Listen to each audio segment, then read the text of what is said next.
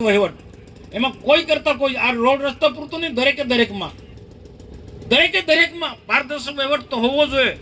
Road બને એટલે સરકારનું જે એસ્ટિમેટ એના પ્રમાણે બનવું જોઈએ, એમાં જરા પણ બાંધછોડ નહીં. અને અહીંયા મારુતિસિંહે કીધું તે પ્રકારે કોન્ટ્રાક્ટરને મારી પણ નમ્ર વિનંતી છે, ભાઈ તમે રસ્તો સારો બનાવશો તો રસ્તા પરથી પસાર થનારા લોકો તમારી વાહ કરશે, આશીર્વાદ મળશે. સરસ પ્રકારનો રસ્તો બન્યો છે, દિલથી ખુશી થશે તો કોન્ટ્રાક્ટરને લોકો આશીર્વાદ આપશે.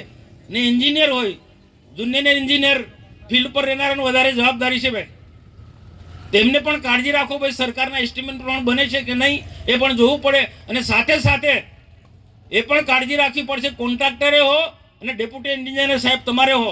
અહીંયા શું સિસ્ટમ છે આપણા ભરૂચ જિલ્લામાં, પેલો કોરી ઉદ્યોગ વાળો કહે છે મારા જેવાને દબાણ કરશે. મનસુખભાઈ એમને કોને આ કોન્ટ્રાક્ટરને કે એન્જિનિયરને મારી કપચી લે કે મારા મેટલ લે, મારો પથ્થર લે, મારી માટી લે, આ બધું ચાલુ થશે. તમે અમુક માટી આટલા ટન માટી ઉઠાડવાની છે, 25 ટન માટી તમે કોન્ટ્રાક્ટ સાથે સેટિંગ કર્યું, પણ 25 ટનના બદલે 15 ટન નાખશે. રાજકીય વ્યક્તિ હોય કે કોઈ પણ હોય, ભૂતકાળમાં જે થયું છે એવું કોઈને નહીં. તમને ક્વોલિટી કંટ્રોલમાં જે નમૂનો જે હોય કપચીનો, રોડ કેમ તૂટે છે? લાગવગ તરફથી પેલા પથ્થર, કાચા પથ્થર, કાચો મેટલ એ વપરાય છે. એ બિલકુલ નહીં થવું જોઈએ.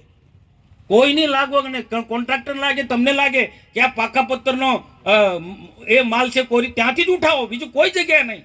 મનસુખ વસાવા ભલામણ કરે કે આ મારો ભાઈબંધ છે ભાઈ, આનું તમે કપચી લો કે મેટલ લો, નહીં. તમારા એસ્ટિમેટમાં આવતો હોય તે પ્રકારે જ, એ પ્રકારે કોઈ ગઈ નહીં.